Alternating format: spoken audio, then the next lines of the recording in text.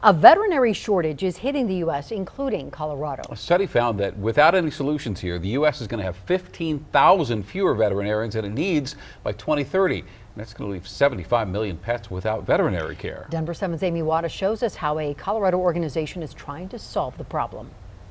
So we have a severe veterinary workforce crisis. Dr. April Steele with the Dumb Friends League says animals are suffering. There's long wait times, whether it's routine or emergency. Veterinary hospitals aren't accepting new patients. Steele says it boils down to many reasons: a shortage of workers in the veterinary industry and high cost of care, which a lot of pet owners can't afford. So many people like this man end up taking their pet to places like the Dumb Friends League Veterinary Hospital at CSU Spur, a donor-subsidized clinic that allows people in Denver, regardless of income, to get the care their pet needs. We spoke to this man who brought his dog in for allergy issues. He speaks Spanish, so we had his interview interpreted. He said they picked this location mainly because of economic status. It's affordable, and also if he's unable to pay, we have the availability to allow them to pay the next visit. We are often the last stop for people. They've often, been priced out of care. Lead veterinarian at the clinic, Eric Smith, says they sometimes have to turn away pet owners, and the burnout is real. Whenever you have staffing shortages or anything, you can only see so many a day. This problem is why the Vet Care Coalition is pursuing legislation that could help solve the veterinary shortage, creating a mid-level veterinary professional associate similar to a physician assistant in human medicine. That person would work under the supervision of a veterinarian.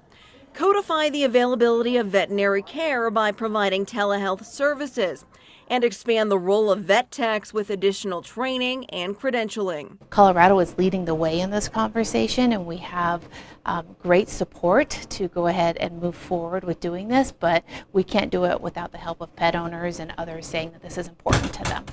By doing that, we are opening up a whole new realm of people that can provide this care. Amy Wadas, Denver 7. The Dumb Friends League says CSU is in the process of creating a mid-level professional associate program for veterinary students. However, they say they can't do it the right way without legislation. So 2 lawmakers are working on an access to veterinary care bill, and we'll keep you updated on its progress. And there is some hope on the horizon. Veterinarian salaries are starting to catch up with the cost of veterinary school. Let's look at data now from the American Veterinary Medical Association. In 2018, vet school debt topped $150,000. In that same year, the average income was about $80,000. In 2022, veterinary school debt dropped to $130,000, and the average salary rose to just below $100,000. And Colorado has some new veterinary technology, and it could save pet parents a lot of time and money. Something called HT Vista. This tech makes screenings for lumps and tumors less invasive. Results come back in just a few minutes, and it's about 98% accurate. And if the results come back and the lump is suspicious, well, a biopsy, of course, will still be needed. And there are dozens of clinics across the country using the technology, and we have 2 right here in Colorado.